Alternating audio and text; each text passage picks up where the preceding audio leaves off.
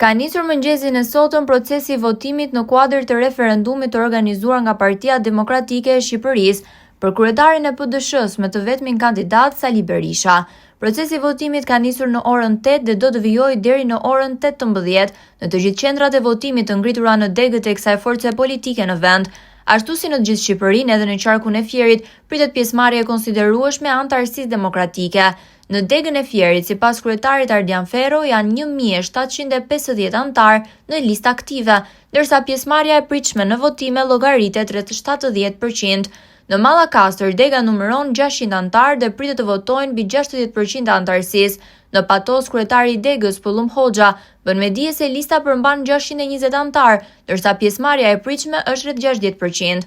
Ndërkohë në Roskovec, sekretari i degës Dritan Dogani deklaron se dega ka 710 antar në listë dhe pritet pjesëmarrje mbi 60%. Edhe në Lushnjë procesi pritet të jetë aktiv. Lista e antarësisë përfshin 2500 antar, ndërsa pjesëmarrja në votime pritet të kalojë 55%. Procesi i votimit ka nisur normalisht dhe në degën e Divjakës, ku pritet të votojnë 600 antar. Ndërkohë kujtojmë se në Roskovec, Patos dhe Mallakastër, zgjedhjet për kryetarin e ri të degës u zhvilluan rreth 3 javë më parë, ndërkohë që në Lushnjë, Divjak dhe Fier ende jo. Në degën e Fierit, me një vendim të posaçëm të firmosur nga kreu i PD Sali Berisha dhe sekretari i përgjithshëm Flamur Noka, u ngrit një grup pune prej 43 antarësh që zëvendësoi struktura drejtuese të cilat pasuan me një dorëheqje pas disfacës së thellë në zgjedhjet e 11 majit. Demokratët do të rikthehen në shtëpinë e tyre, kështu u shprehur kryetari i Partisë Demokratike Fier Ardian Ferro, i cili në një prononcim për mediat ka dhënë detaje në lidhje me procesin, i cili sipas tij ka nisur normalisht me pjesëmarrje të lartë, duke theksuar se kjo frymë tregon rikthimin e Partisë Demokratike të gjithë mbështetësve pavarësisht përçarjeve të mëparshme.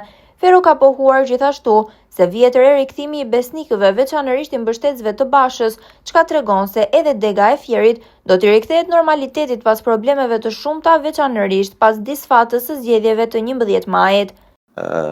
Votimet u hapen në orën 8 të mëngjesit, pasi u verifikuan vullat ashtu siç e do procedura. Votimi deri tani është shumë i kënaqshëm. Ka pas pjesëmarrje masive që nga orët e para të mëngjesit. Gjithashtu jemi shumë të motivuar dhe të për arsye sepse po shikojmë që fluksi vjen rritje, gjithashtu ka disa personazhe të cilat kemi evidentuar që kishin probleme shëndetësore apo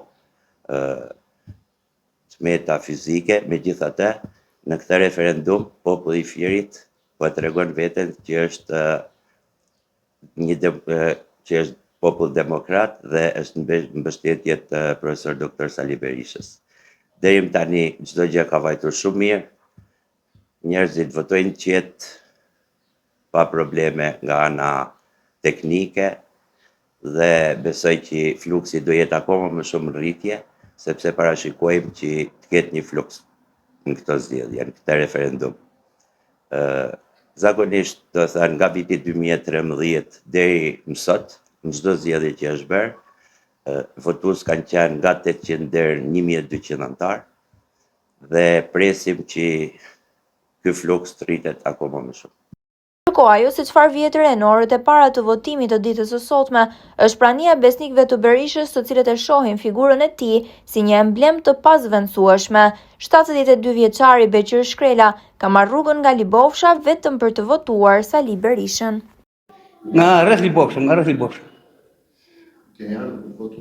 Po, ka marrë për votuar për Partinë Demokratike. Nik i Sali Berishës.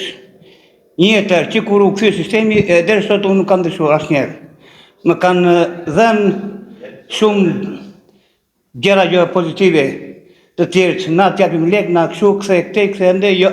Nuk dëshoj për arsye se partitë e tjera janë vetëm për të vjedhur, për të korruptuar, për të marrë edhe ata që nuk ka drejta marrë te populli, e marrin e vjedhin në forma ndryshme, ata i ngjejnë ligjet edhe